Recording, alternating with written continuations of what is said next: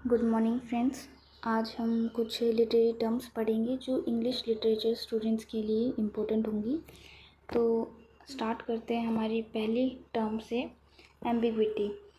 Ambiguity का मतलब हो जाता है अस्पष्टता।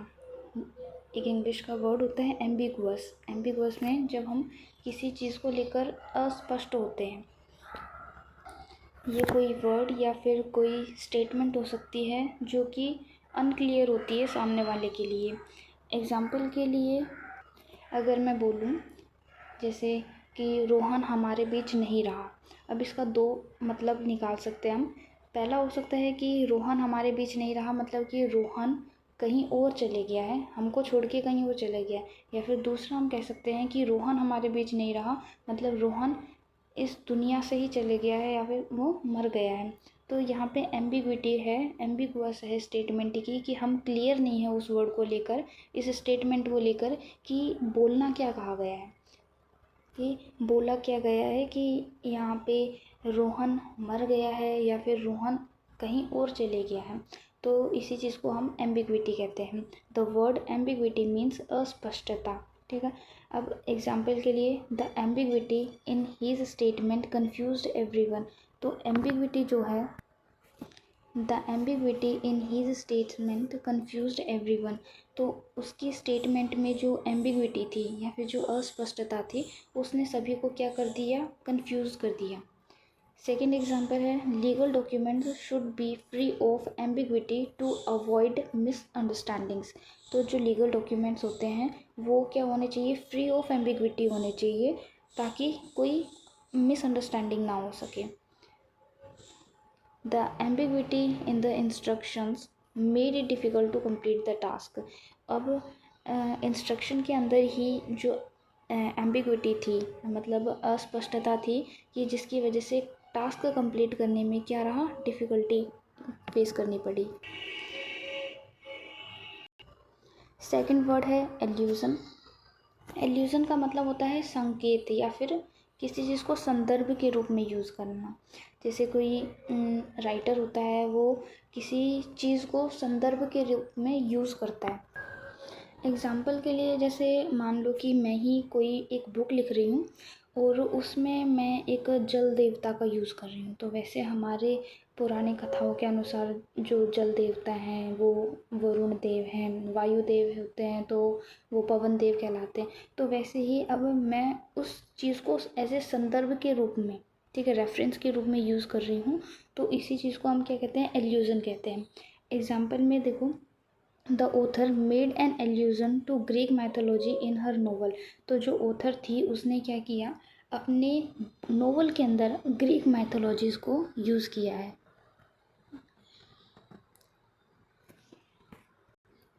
सेकेंड एग्जाम्पल है his speech was full of allusion to historical events. तो उसकी स्पीच जो थी वो पूरे ही एल्यूज़न से, हिस्टोरिकल इवेंट्स की एल्यूज़न से ही भरी पड़ी थी।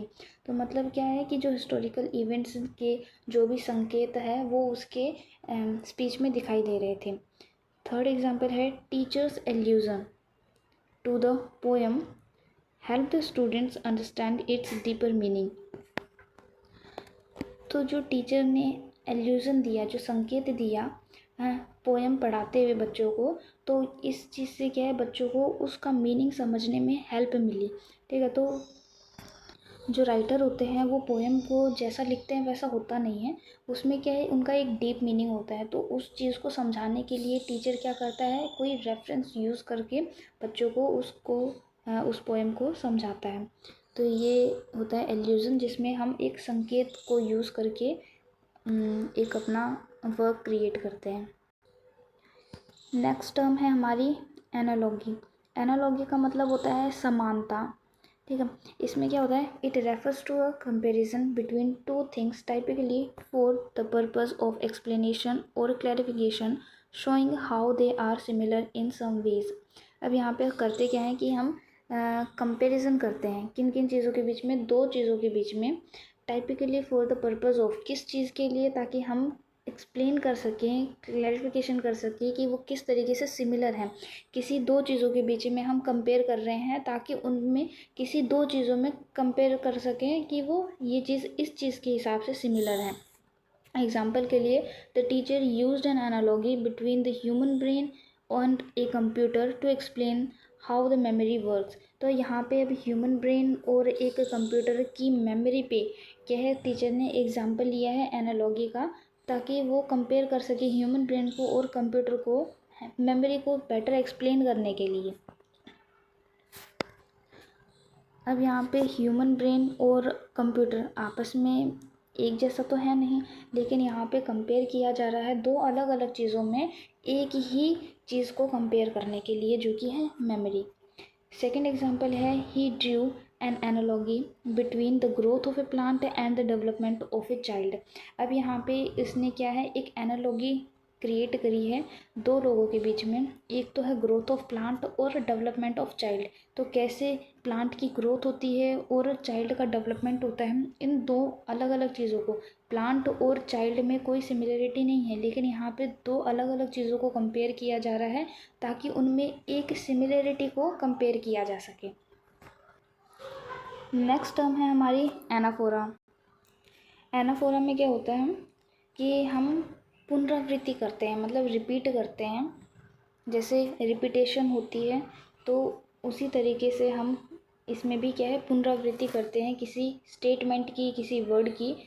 देखते हैं, the word anaphora refers to a rhetorical device in which a word और phrase is repeated at the beginning of successive clause और स्टेटमेंट टू क्रिएट एम्फेसाइज। तो यहाँ पे किसी स्टेटमेंट के अंदर, किसी सेंटेंस के अंदर यहाँ पे क्या किया जाता है, एक वर्ड को या फिर फ्रेज को रिपीट किया जाता है बिगनिंग ऑफ सक्सेसिव क्लोज। ठीक है, कि मतलब किसी भी क्लोज की शुरुआत के अंदर ही उसको यूज़ किया जाता है ताकि क्या किया जा सके, टू क्रिएट एम्फेसाइज, उस पर इफ़ेक्ट क्रिएट करने के लिए या फिर उसको प्रभावित बनाने के लिए क्या है, एनाफोरा यूज़ किया जाता है। उस वर्ड को बार बार यूज़ किया जाता है, उस फ्रेज को यूज़ किया जाता है।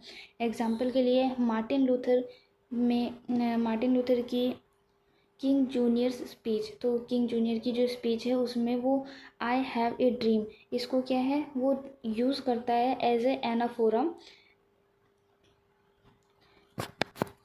टू एम्फेसाइज हिज विज़न, ताकि वो अपने विज़न को क्या कर सके, एम्फेसाइज करने के लिए वो क्या है, इस फ्रेज को वो बार बार यूज़ करता है, I have a dream.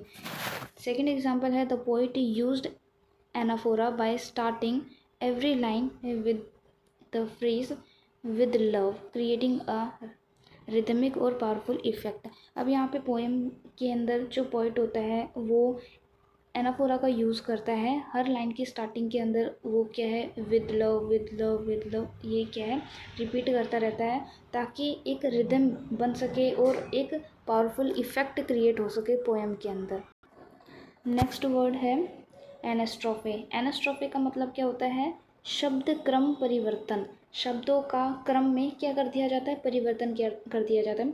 The word anastrophe refers to a rhetorical device in which the normal order of word is reversed और रीअरेंज्ड फॉर एम्फेसाइज और पोइटिक इफेक्ट। या तो पोइटिक इफेक्ट करने के लिए या फिर एम्फेसाइज करने के लिए किसी स्टेटमेंट के अंदर, कि हम जो हमारा नॉर्मल ऑर्डर होता है किसी भी सेंटेंस का उसको हम बदल देते हैं। एग्जाम्पल के लिए देखिए, ये जो लाइन लिखी है, in the night sky smeared the stars. तो इन द नाइट स्काई, ठीक है, in the night sky smeared the stars, इसमें एनास्ट्रोफे का यूज़ हुआ है, लेकिन इसमें असलियत में क्या लाइन होनी चाहिए थी, ये the stars smeared in the night sky. ठीक है, तो यहाँ पे क्या कर दिया, ये वर्ड्स को ही इधर उधर घुमा के एक इफ़ेक्टिव या फिर एक एम्फेसाइज देने के लिए जो है पोइट इस चीज़ को यूज़ करते हैं। अब नेक्स्ट एग्जांपल है, ब्राइट इज़ द सन, और यहाँ पे होना क्या चाहिए था, द सन इज़ ब्राइट। तो यहाँ पे क्या किया है कि एक इफ़ेक्ट क्रिएट करने के लिए, पोएम को या तो रिदमिक बनाने के लिए या फिर पोएम को इफ़ेक्टिव बनाने के लिए इस चीज़ को यूज़ किया जाता है। नेक्स्ट टर्म है हमारी एनेक्डोट। एनेक्डोट में का मतलब होता है कि कोई किस्सा या फिर कोई लघु कथा। It refers to a short and amusing और interesting story about a real incident of a person. यहाँ पे रियल इंसिडेंट होता है किसी भी पर्सन का, often use to illustrate a point और प्रोवाइड इंसाइट, जिसमें वो इलिस्ट्रेट करता है अपनी ज़िंदगी के एक पॉइंट को, और ताकि वो उस किस्से को वो बता सके। एग्जाम्पल के लिए, he told A funny anecdote about his childhood during the gathering. तो गैदरिंग का मतलब होता है इकट्ठे बैठना, ठीक है। तो गैदरिंग के टाइम पे क्या है, उसने अपना चाइल्डहुड का एक फ़नी एनेक्डोट, अपना फ़नी एक किस्सा सुनाया उसने। The book is field with anecdote that provide insight into authors life. तो ये जो किताब है ये किससे भरी पड़ी हुई है, ये कई सारे एनेक्डोट से भरी पड़ी है, जो कि ऑथर की लाइफ के किस्से हैं उनसे भरी पड़ी है, जो कि ऑथर की लाइफ को दिखाते हैं कि ऑथर की लाइफ में क्या घटा था, क्या किस्सा रहा है उसकी लाइफ का। She shared an anecdote about her travels that captivated the audience। तो उसने शेयर किया अपना एनेक्डोट, अपना कोई किस्सा ट्रैवल के बारे में, जिसने सभी लोगों को, जो सभी ऑडियंस थी उसको क्या है, आकर्षित किया, कैप्टिवेटेड किया अपनी तरफ।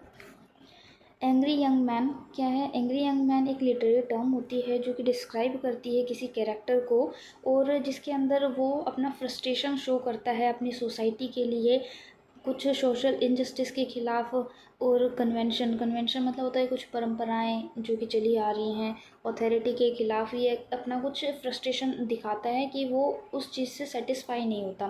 The term became popular in 1950 and 1960s, particularly in English literature and cinema.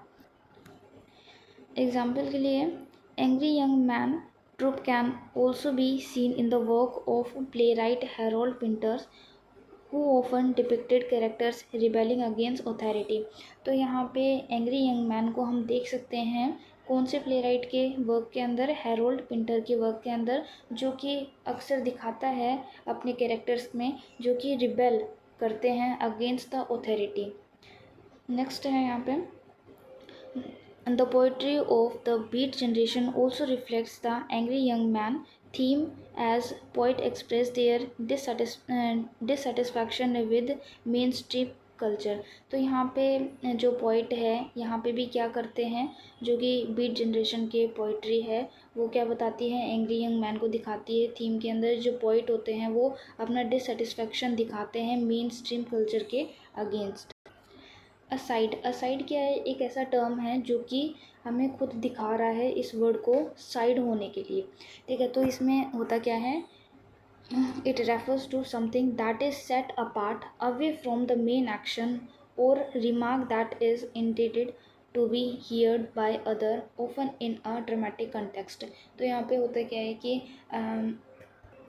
ये एक ऐसा स्पीच होती है या फिर एक ऐसा छोटा सा फ्रेज़ होता है जो कि जो बोलने वाला होता है वो सीधा किसी के मुंह पे नहीं बोलता, बल्कि वो साइड में होकर या फिर हल्की सी आवाज़ में कुछ ऐसा बोलता है। एग्जाम्पल के लिए कि मान लो कि जब आपका कोई बड़ा भाई है, बड़ी बहन है, जब आपको डांट मारती है, ठीक है, तो हम क्या करते हैं कि पीछे से जाकर क्या है, ऐसे मुंह बनाते हैं, टेढ़ा मेढ़ा मुंह बनाते हैं, या फिर ऐसे बोलते हैं पागल सी, और ऐसे अड़ियल, ऐसे मतलब धीरे से बोलते हैं ताकि सामने वाले को सुनाई भी ना दे और अपनी बात बोल दी जाए, ठीक है। तो वैसे ही साइड में क्या होता है कि जब एक ड्रामा प्ले किया जाता है तो उसमें कोई कैरेक्टर अपनी कोई ऐसी बात जो कि बाकी कैरेक्टर्स को सुनाने के ना पर्पज़ से, बल्कि वो ऑडियंस को अपनी कोई भीतर का जो अपने भीतर का, अपने अंदर का या तो फ्रस्ट्रेशन दिखा रहा होता है, या फिर कुछ दुआ भी मांग सकता है कि मतलब अंदर ही अंदर वो कुछ ऐसा बोल सकता है कि वो सामने से ना बोले, वो ऐसे बोल दे कि यार कितना अच्छा आदमी है, मतलब सामने उसको नहीं बोल रहा बल्कि वो खुद ही फील कर रहा हो, जैसे वो अपनी मन की बात को, हम कह सकते हैं कि मन की बात को ही हम एसाइड कहते हैं, कि अपने मन की बात को अब जो ड्रामा करने वाला है, अब उसकी मन की बात तो हमको नहीं पता चलेगी, तो अब वो अपने मन की बात को कैसे बताएगा, वो सामने से हल्के से धीरे से सामने आकर, स्टेज के सामने आकर बताता है, तो उसी चीज़ को हम क्या कह देते हैं, असाइड। तो अब सारा ख़त्म हुआ आज का, थैंक यू।